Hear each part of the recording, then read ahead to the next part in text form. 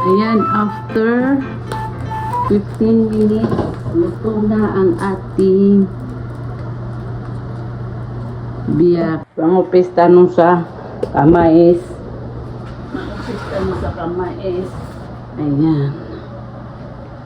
Biyakit manataw.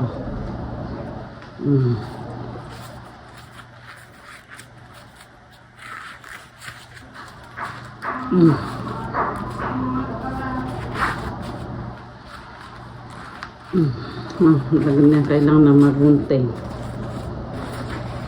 Diplibadagya opisyang kaya pag-usaran sa palilapatan ng kamais na pag-istiman. Ayan.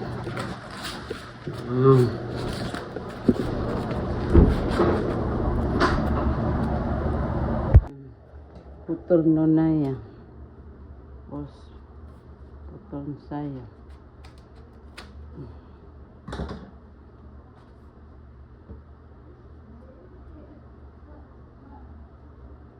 Ipian mo piskan, di ko binasa sa pagusaran sa palapotan. may nag-order sa akin ng biyaki. Kagagawa tayo ng biyaki.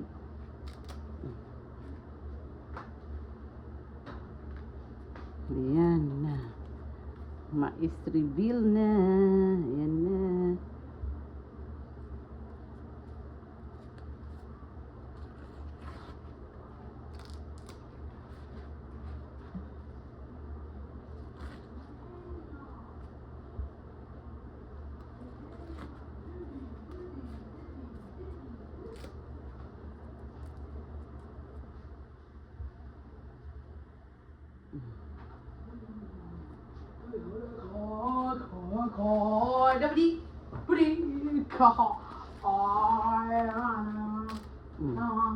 Tanggalin ang mga buhok. Diba?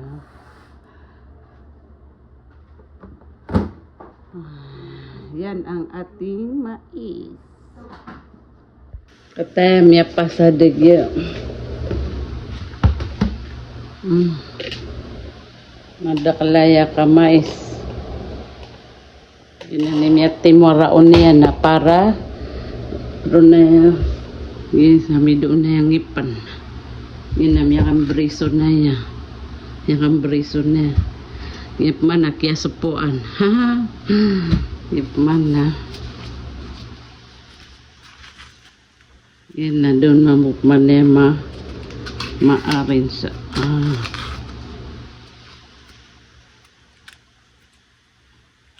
It is small but terrible. May tupwid na mapeparas. Ipag-usar tano ang gagamitin natin para mag chuk chuk chuk. Yan.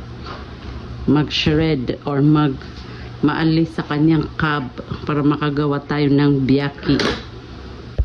Ngayon na tapos na siya. Yan na yung mga 10 yatang corn yun na gikiabulo yan. Gagamit tayo nito pang pino. Pwede din itong blender, pwede din ito. Pero ngayon ito ang gagamitin ko kasi pang maramihan. So magkukuan tayo ngayon. Anong tawag dito? Hatiin natin siya kasi masyado itong marami. So yan, hatiin natin.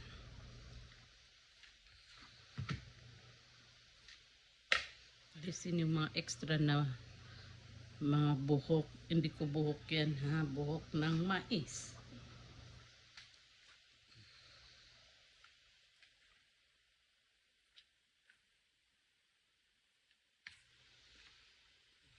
Masyadong marami. Ayan.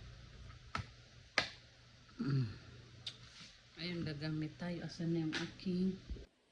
Yan, gagamit tayo ng organic coconut milk. Yan ang gagamitin natin na pang sabaw or pang liquid. Yan. Para maganda yung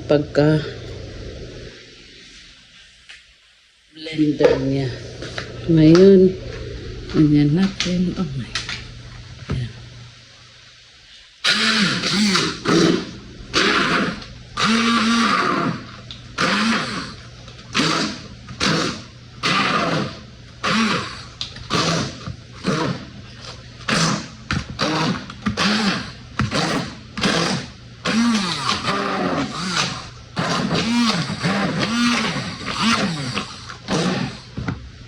Tapos yun naman itong isa. Oops. Yan naman isa.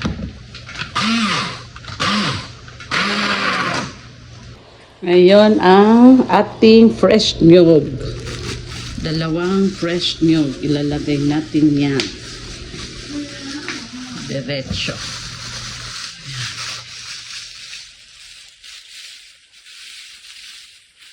Yan ang nagpapasarap sa ating biyaki.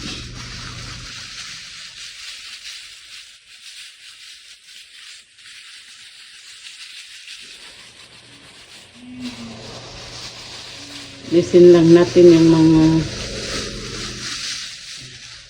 tapos yan ang ating lisin natin yung mga yan.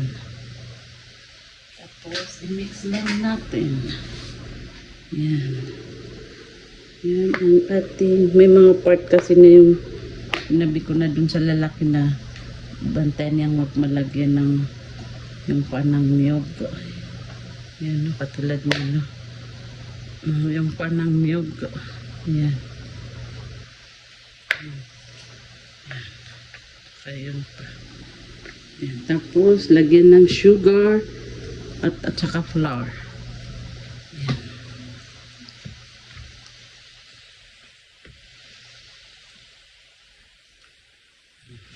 Lagyan pa natin siya ng ganito. Lagyan natin yan ng ating niyog pa. Na fresh niyog.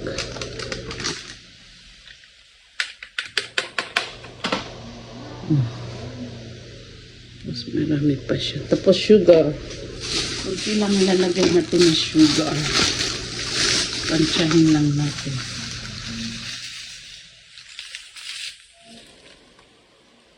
Lagyan din ng sugar. At saka flour. Pampabinder naman natin ang ating flour. Next na ilalagay natin ay ang ating corn flour. Kailangan talaga na malagyan ng corn flour kasi para yung nabubuo siya, itong nagiging binder niya. Corn flour. Yan. Yan, i-mix na natin siya. Gagamitan natin ito ng gamitan natin siya ng mixer.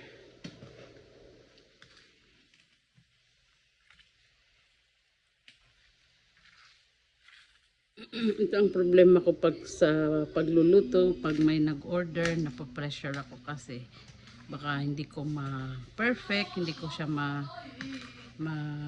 kasi pag konti lang ang ginagawa. Ngayon gagamit tayo ng butter. Iluluto muna natin ng sandali bago natin i-steam. So at talagang paggawa ng biyaki is matrabaho. Maraming proseso. Gagamitan natin siya ng butter. Okay na. Kinalahati ko lang yung butter.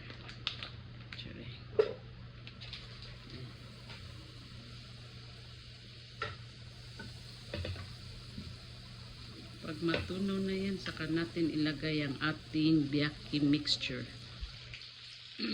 Ito, ilalagay na natin ang ating marami ito.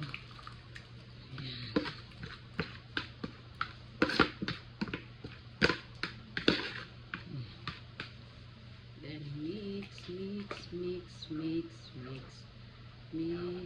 na hanggang mag-con siya. Saka naman natin siya babalutin ng paisa-isa, then i-steam. Yun na yung final process, yung pag-steam. So ito kailangan constant na pag-halo kasi para hindi dumikit. Yan. Pag ganyan na siya, yan, malapit na yan.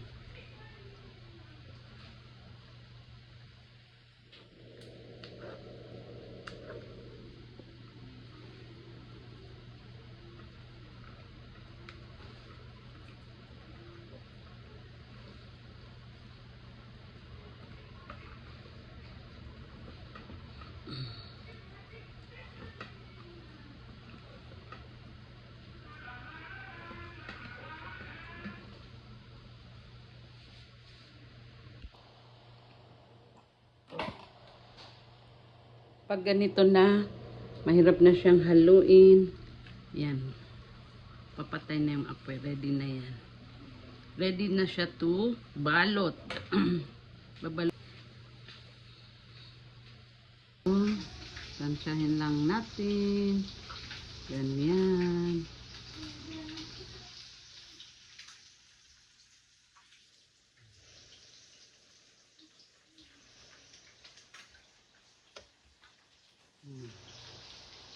Tapos, i-close.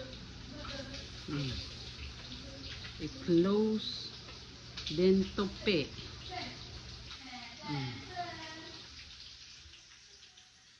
Ayan na.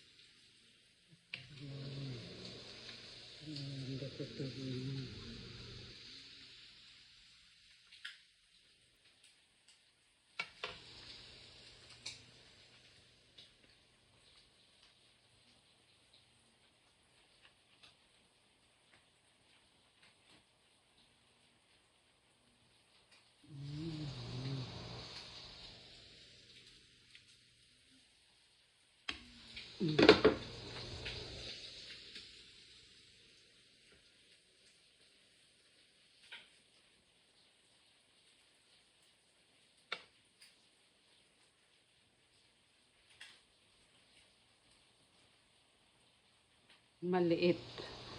May tuon na yun.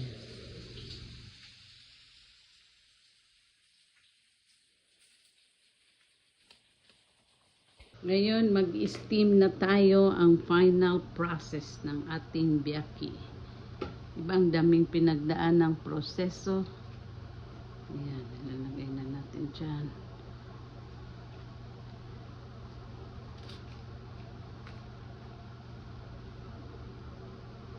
Tapos, steam natin. So, kung anong magkasya dito. Ganon. So, ito. Yan, siguro. Ayan. Tapos, dun, ayun, kumukulo ng ating pineapple. Oh my God. Paano naman? Ayan, nailagay na natin din. Tatakpan lang natin.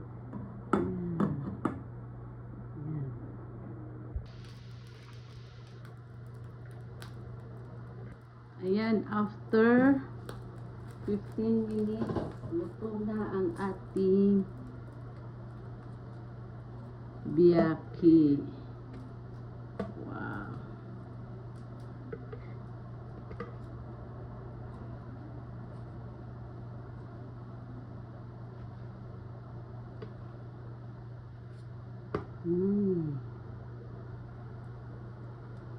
Ayan.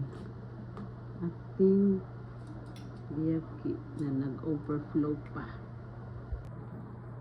Ayan, ini lagay ko na sa malaking steamer dahil marami ito para one time lang. Tapos natin.